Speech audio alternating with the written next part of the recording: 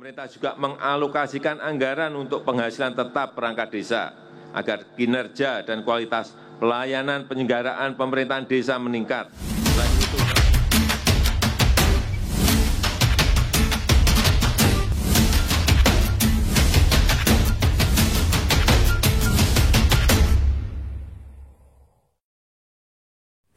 Assalamualaikum warahmatullahi wabarakatuh. Hari ini Rabu tanggal 10 Agustus tahun 2022. Beberapa hari menjelang peringatan 17 Agustus, peringatan Hari Kemerdekaan yang ke-77. Ada satu hal penting di mana semua elemen bangsa merayakan dan menantikan hari-hari peringatan dalam 17 Agustus tersebut. Ada satu hal yang kita tunggu menjelang tanggal 17. Biasanya pidato kenegaraan presiden. Seperti di intro konten tadi, pidato kenegaraan presiden terkait dengan RAPBN di tahun depan. Tahun 2019 kemarin Presiden membicarakan tentang anggaran desa, pendapatan untuk perangkat desa atau penghasilan untuk perangkat desa yang itu dibacakan di video tadi, potongan video tadi. Nah, menarik. Apa yang akan dibahas oleh Presiden di pidato kenegaraan nota keuangan RAPBN tahun 2023 yang akan datang. Oke, simak terus channel Power Talks Desa. Buat rekan yang baru hadir, tekan tombol subscribe, like, komen, dan share di media sosial rekan-rekan sekalian. Jangan lupa tetap semangat, tetap tabah, tetap tawakal, ikhtiar, setiap permasalahan pasti ada solusinya. Salam dari perantauan. Jelang perayaan kemerdekaan Republik Indonesia, atau tepatnya sehari sebelum 17 Agustus, Presiden Republik Indonesia akan menyampaikan 3 jenis pidato dalam sidang tahunan MPR. 3 pidato itu adalah pidato kenegaraan, pidato nota keuangan dan RAPBN, dan pidato sidang tahunan. 3 pidato itu memiliki sejarah dan tujuan tersendiri pula. Pidato kenegaraan berisi tentang Hari Kemerdekaan, pidato keuangan dan RAPBN terkait RUU APBN untuk tahun mendatang, sedangkan pidato sidang adalah pidato yang berisi laporan dan capaian-capaian pemerintah selama 1 tahun berjalan. pemerintah juga mengalokasikan anggaran untuk penghasilan tetap perangkat desa agar kinerja dan kualitas pelayanan penyelenggaraan pemerintahan desa meningkat. Selain itu, dalam pidato kenegaraan di tahun 2019 itu sendiri, Presiden Jokowi menyampaikan bahwa pemerintah telah mengalokasikan anggaran untuk penghasilan tetap perangkat desa. Menarik dinantikan pada pidato kenegaraan Presiden Jokowi di tahun 2022 ini, terutama yang terkait dengan nasib perangkat desa di tahun 2023 yang akan datang. Mengingat nasib perangkat desa sekarang ini belumlah dikatakan layak sejahtera.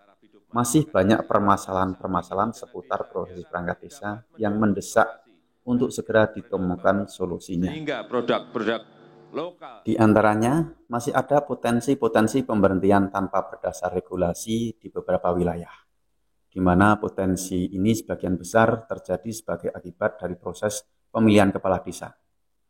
Tentu hal ini sangat miris, manakala kepala desa memberhentikan perangkat desa tanpa mengikuti prosedur sesuai regulasi, hanya untuk memenuhi kepentingan politik dari pendukungnya.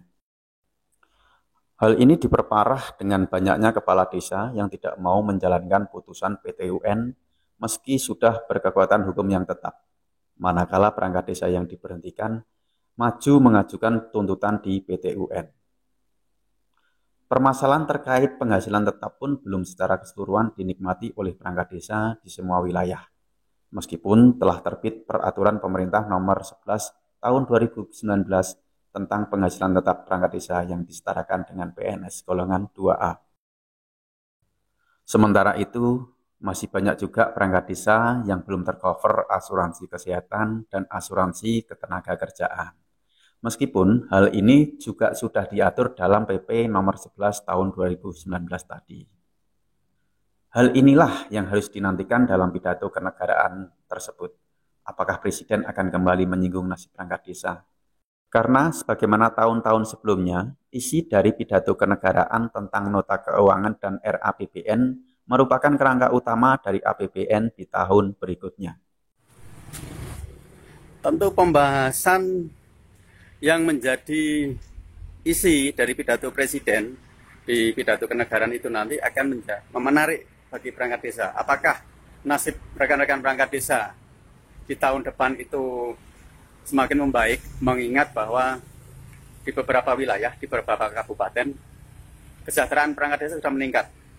Contohnya di Kebumen, di Cilacap yang sudah menganggarkan gaji ke-13, yang terakhir di Cilacap kemarin Bupati sudah memberi jaminan bahwa di tahun 2023 rekan-rekan perangkat desa di Cilacap akan mendapatkan gaji ke-13 dan THR.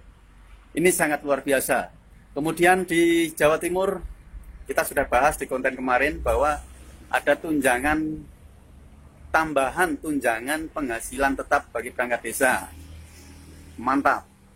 Di Kebumen juga, di daerah lain, informasi di Sulawesi Selatan, itu juga ada rekan yang sudah kemungkinan besar nanti tahun 2023 juga akan mendapatkan.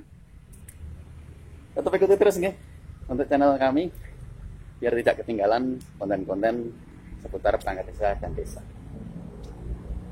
Sampai sekian dulu. Kurang lebihnya mohon maaf.